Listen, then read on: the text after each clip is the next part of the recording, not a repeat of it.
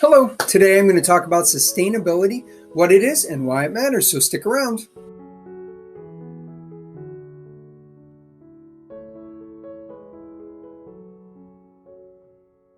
Hello, thank you for joining me. I'm going to be talking about what sustainability is and why it matters. Now, you might wonder, who am I? Maybe you're new to my channel and you just found me.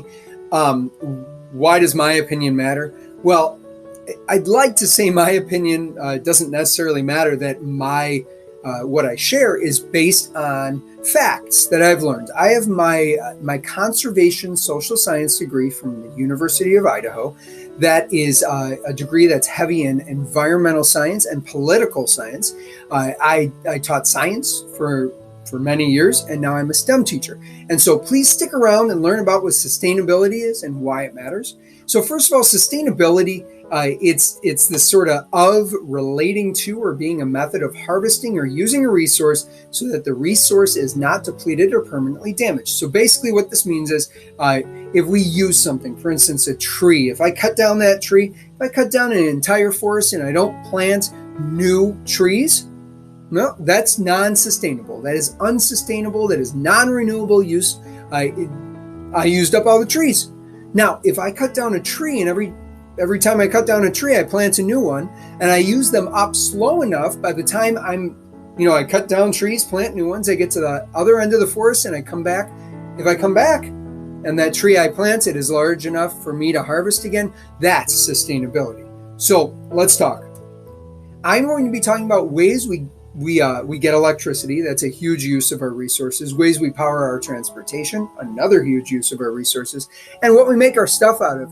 Later, I'm going to talk about global warming and whether you believe in it or not. I actually believe it.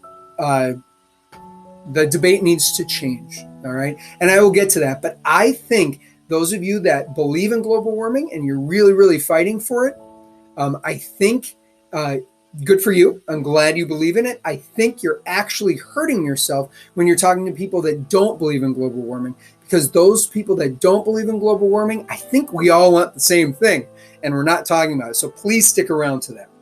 And I'm not sharing whether I believe in global warming or not. So ways we get electricity. Right now, we use coal. Coal is one of the number one ways we get electricity. The last time I checked, coal comes from underground. We dig it up. It's there because millions of years ago there was a swamp and all the dead plant matter got smashed down, and after years and millions of years of it being compacted, being smashed, and the water being squeezed out and some other changes happening to it, it turned into coal. And then we can burn it. It creates a lot of heat energy, which boils water, which turns a turbine and gives us a lot of electricity, which is pretty cool. It works really, really well. It's a cheap source, relatively cheap source of electricity. Now, it can be a very dangerous job for people working in the mines. They could be breathing in that dust, which is very unhealthy for them. The mines can collapse. They can be trapped in there.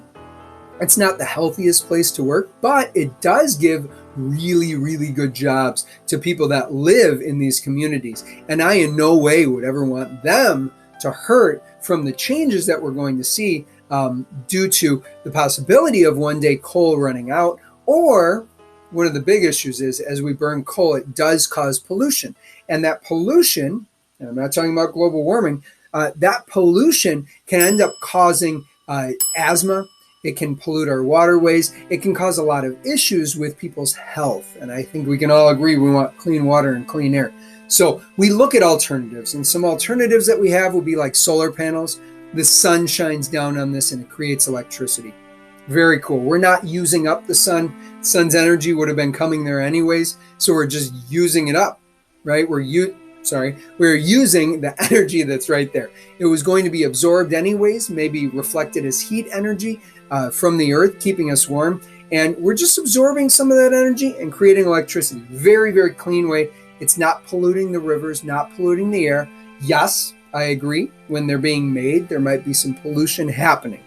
But it's all about looking at our alternatives and improving things for a happy, healthy environment that we have to live in, right? Because the environment is our habitat.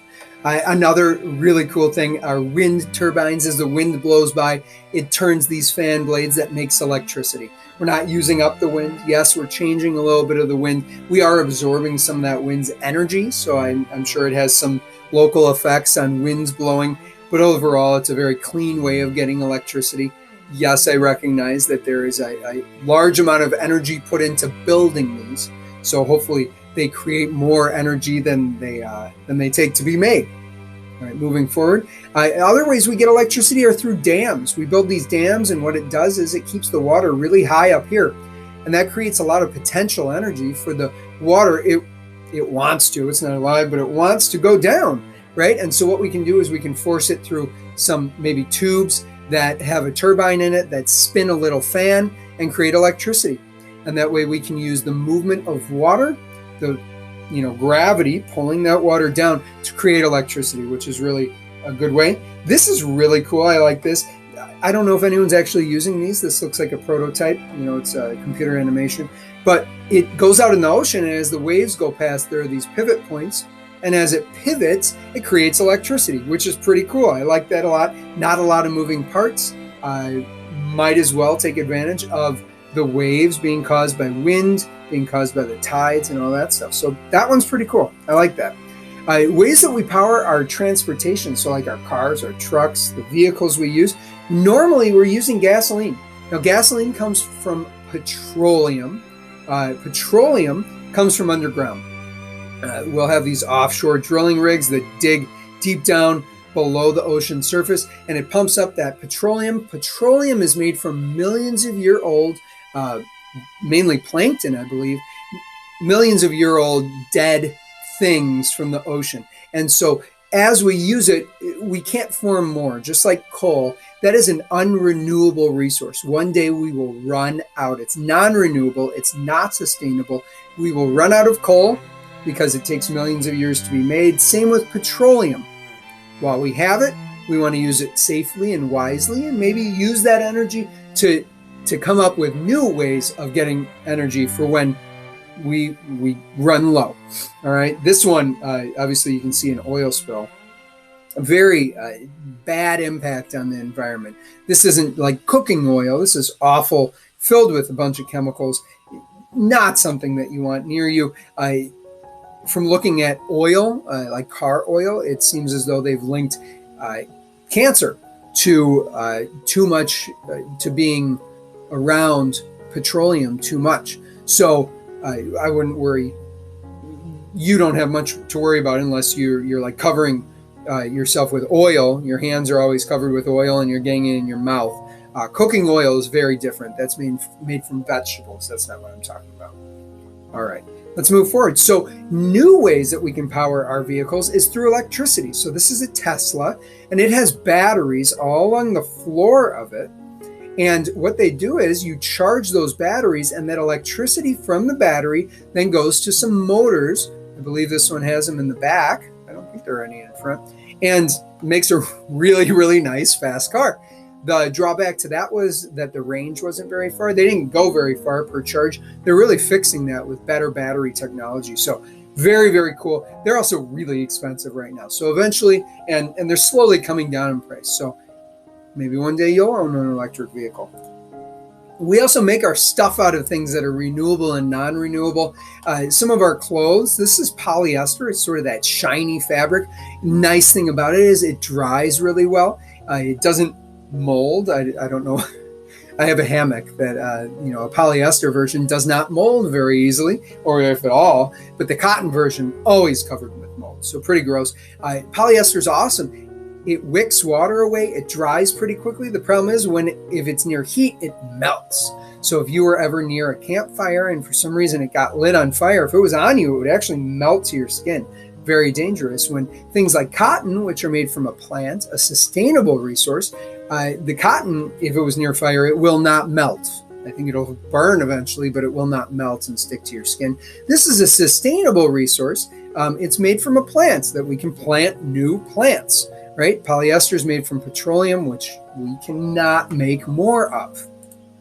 So examples of unsustainable, maybe I've talked about already, non-renewable resources would be like petroleum, coal, natural gas, and rare earth elements. These are used in specifically electronics. That's the one I think about. And this is why we have to recycle our electronics, because there are only a certain amount of those elements. And as we start running out, or we're using more of them, they become harder and harder to find. So your electronics will become more and more expensive. And eventually, if we didn't recycle any of our electronics, it might get to the point where we can't find new rare earth elements to put in our new electronics, so we wouldn't have them. So please make sure you recycle them.